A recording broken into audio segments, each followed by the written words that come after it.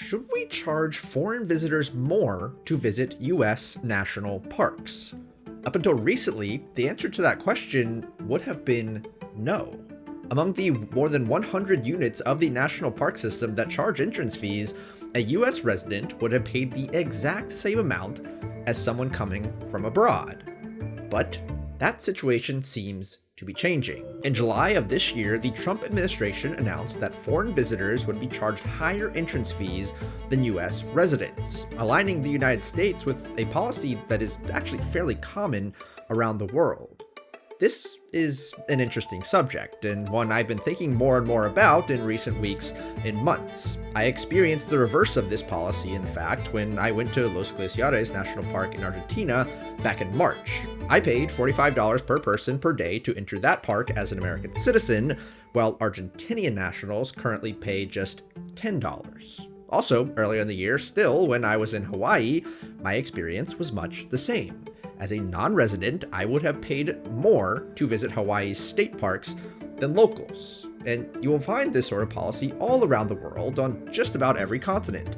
Countries charging international visitors more to visit their national parks.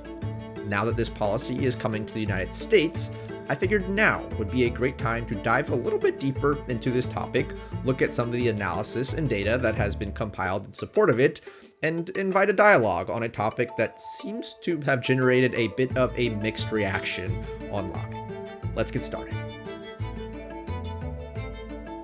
All right, I want to start by talking about the official communications we have gotten about this policy being implemented. The announcement that the US would be charging foreign visitors more to visit national parks came in the form of an executive order from President Donald Trump back in July, as I mentioned. The order states, quote, "The Secretary of the Interior shall develop a strategy to increase revenue and improve the recreational experience at national parks by appropriately increasing entrance fees and recreation pass fees for non-residents in areas of the national park system that charge entrance fees or recreation pass fees," end quote, and that, quote, "The Secretary of the Interior shall use any increased fee revenue generated pursuant to subsection A of this section to improve the infrastructure of or otherwise enhance enjoyment of or access to America's federal recreation areas," end quote. There's some other stuff included in the order that's not really super relevant to this discussion, but I'll leave the whole thing in the description if you'd like to go and read it in full.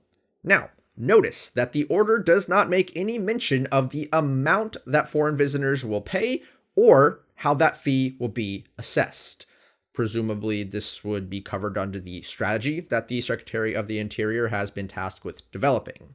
So, as far as official communications, there really isn't much we can glean at this point in time in terms of how this policy will impact our national parks and what it will look like actually on the ground once it's implemented.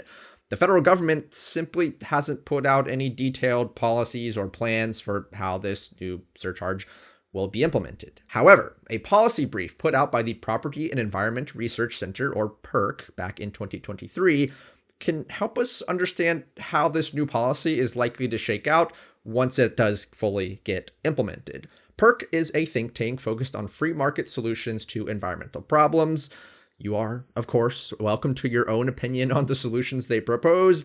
I myself disagree with many of their positions, but they've done some really good analysis on this particular issue, and I think it's worth taking a look at this policy brief to see how an international visitor surcharge could impact our national parks. First, though, we need to understand how national parks get their funding, broadly speaking. The vast majority of national park funding comes through the congressional appropriation process, or the process through which Congress allocates funding to the various parts of the federal government. This year, in 2025, the National Park Service budget was just over $3 billion from Congress. This money comes from the various taxes that all Americans pay. It goes to the Treasury, then is redistributed among the federal agencies as Congress sees fit. It's worth pointing out that obviously international visitors do not pay these taxes and thus don't contribute to the funds that are reallocated to national parks.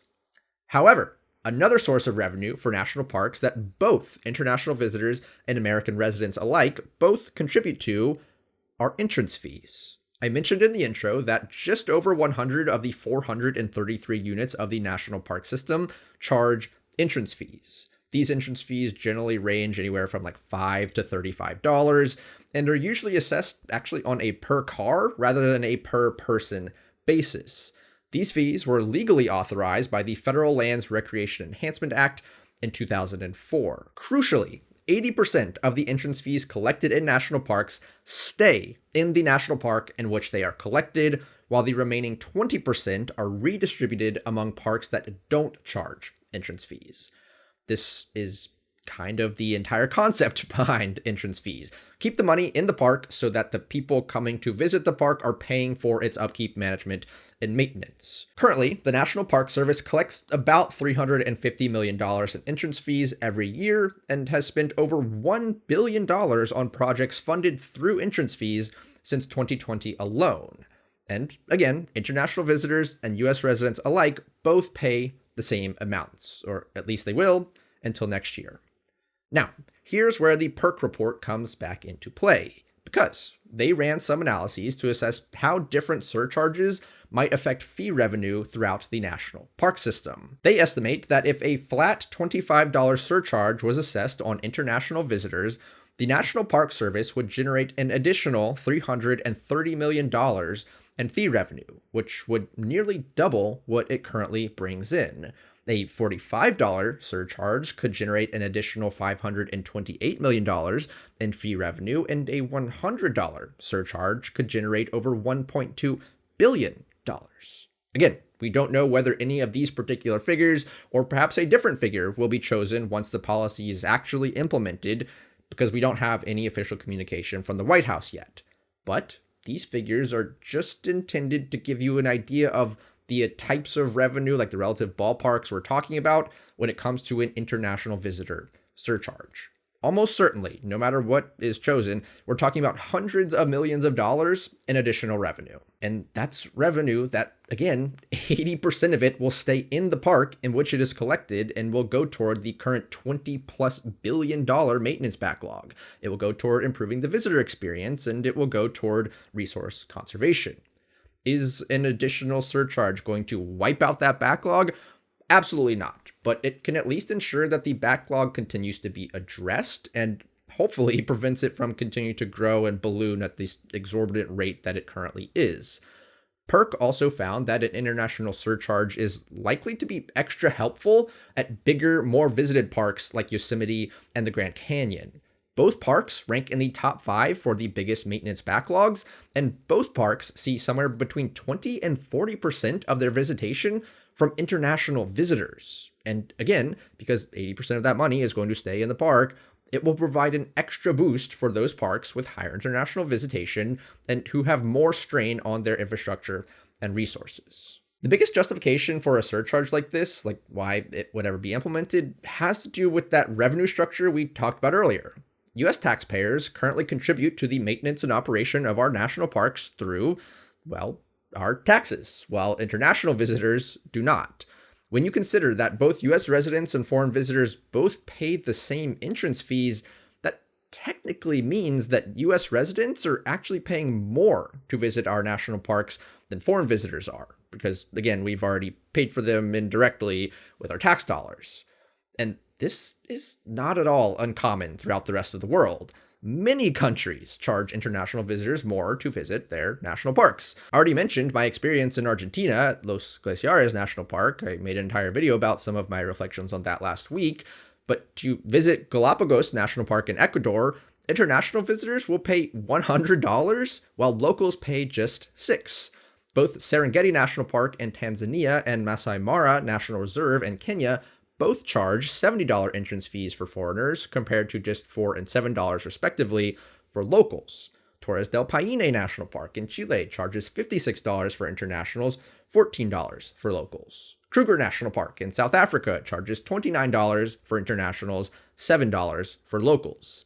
In fact, a 2019 paper found that 36 different countries around the world charge higher entrance fees for international visitors than locals. Also, many states have differential pricing on state parks and hunting/fishing licenses for residents versus non-residents. So the US will definitely not be an outlier on the global stage once this policy is implemented. Now, some of you might be thinking, what if the increased fees discourage international visitors from coming to the US national parks? Wouldn't that hurt local economies?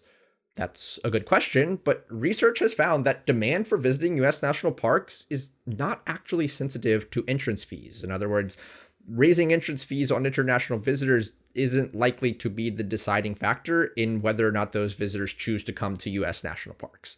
The average international visitor already spends about $4,500 to come to the US on vacation, and an additional $25, $50, $100 isn't likely going to be the thing that dissuades them from coming to the US national parks. I talked about this with my own experience in my video about Los Glaciares. Did I find the entrance fee a little steep? Yes, but I had already flown halfway around the world, and I wasn't going to let a few hundred extra dollars discourage me from visiting some of the most beautiful landscapes on the planet. I think the same logic would apply to international visitors coming to the US, and the research and data backs that up as well. One of the other big criticisms I've seen of the policy has to do with longer lines at entrance stations if rangers are going to have to check everyone's ID. This is probably the most prevalent criticism I've seen, and I admit that this one will probably take the most strategizing to mitigate, but even then, I'm not so sure I personally see it as being that much different. And I'd particularly like to know from rangers who have staffed entrance booths on this one, but here's my thinking. Personally, I use an America the Beautiful pass, which already requires me to present my ID. I always already have it out and ready to go, so anyone using that option probably not going to add to wait times really all that much. For those people who are actually paying the entrance fee, my thinking goes, you're already having to hand over your credit card because national parks are cashless now also. So would it really be that much different if you also had to present your ID at the same time, and then the ranger would just look at that and then charge a differential amount based on that?